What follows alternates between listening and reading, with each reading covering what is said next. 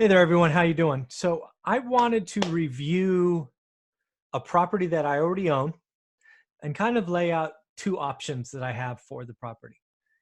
Again, we'll kind of set it up with how I purchased it. Again, we own it. It is tenant occupied.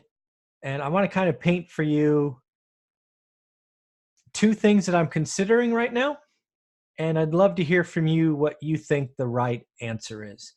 So let me just bring up this presentation to kind of walk you through what is possible. Actually, I need to share first. I apologize. So share this. There we go. All right, so let's share this, make this bigger. Move this out of the way. All right, so again, this is a property I own. I closed on it in mid to late December.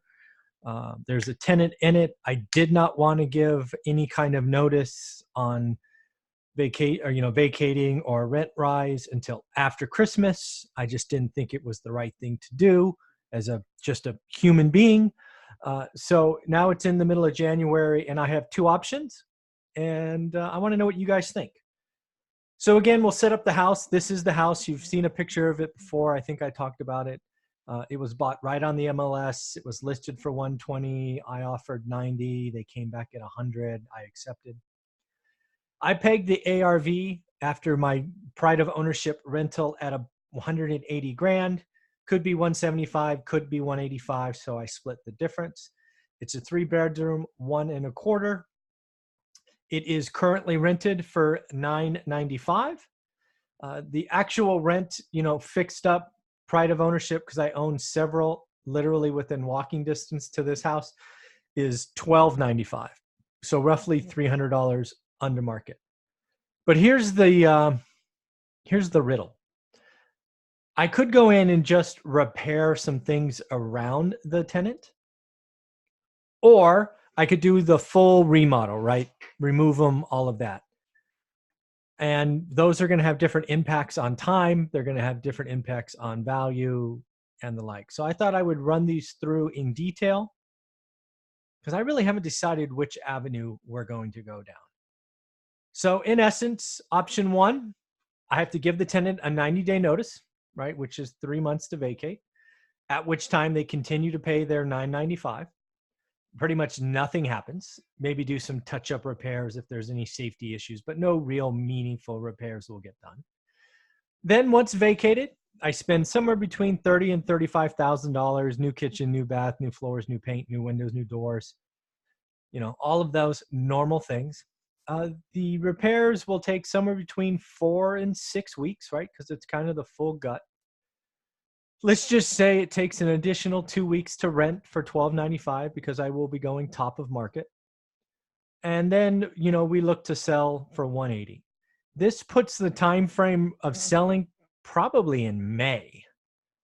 And, all said and done, holding costs, transaction costs, all that stuff. Let's just call profit $35,000. That's option one. 35 grand, see it in May.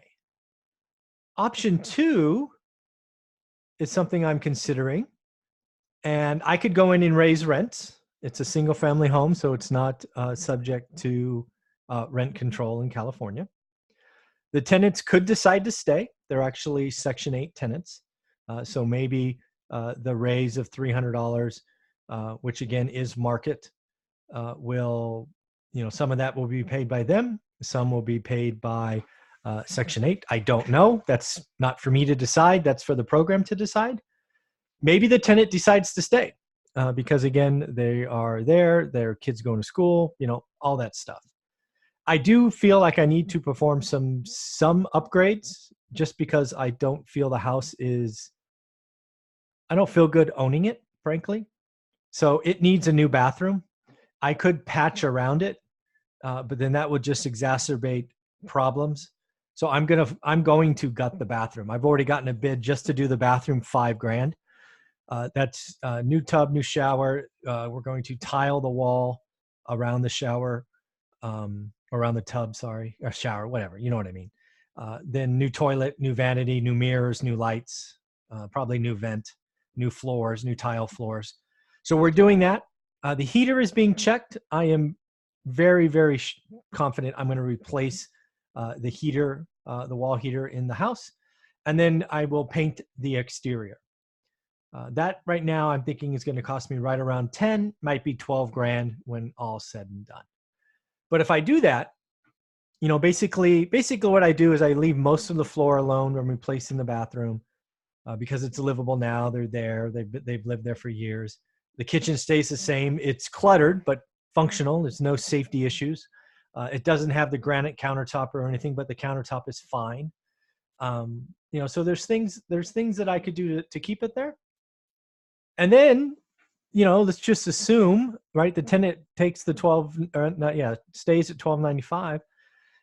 Maybe I sell it at $150. And, you know, probably the ARV is, you know, I don't know, maybe 160 or something because the kitchen's not redone. But let's just say I sell it for 150. My profit is, let's just call it 25 grand. So it's $10,000 less in this example. But now I'm selling this and it's probably March instead of May, right? So I'm a couple of months before, and you know, the capital gets recycled because again, we own this one cash. I don't know. I'm just thinking, right? The other thing I'm thinking about is the tenant. They, you know, I think they want to stay there. They clearly like the idea of having a new bathroom, which they frankly deserve. It's not okay the way it is today, so that's getting done. I just approved a bid today, so that's getting done. And you know, these are the things I'm considering, right? What do you do? Do you raise the rent and see what happens, right? So if the tenant stays, then maybe you cut back on your remodel costs and you sell it for less. That's actually probably better for my end buyer, right? Because I'm selling turnkey to landlords. In this case, you're getting $12.95 either way. So you could get $12.95 on a $150K purchase, or you get $12.95 on a $180 purchase. I think I just answered my own question. I think I know what's the right answer, but I have to fix it to a point where I am okay with it because again, I own it. It is in my portfolio. But that's what I'm thinking. What would you do, right? Would you just do your normal process, vacate the property, kick them out, do a full remodel like you've done everything else, and then resell it for maximum value, even though it takes longer? Or would you feel better letting the tenant stay, repairing what needs to be repaired, probably to a higher level than they're used to, and then selling it at a lower price, but a better cash on cash return? What would you do? I'd love to hear from you. So again, yeah, just let me know what you would do. There are always options when you get in this, a lot of creative ways to get going. Lots of things to consider with real estate. Again, I think producing an asset that's collecting $12.95 or even $12.50 with a purchase price of $150 is probably better for the end buyer and better for the tenant. So maybe that's the right answer. But you know, I get the whole, no, go for the maximum profit, sell for 180, just keep working your process, you know, go. So I don't know. Let me know what you think. Leave comments below. Ask any questions you want. I'm here for you. Have a wonderful day.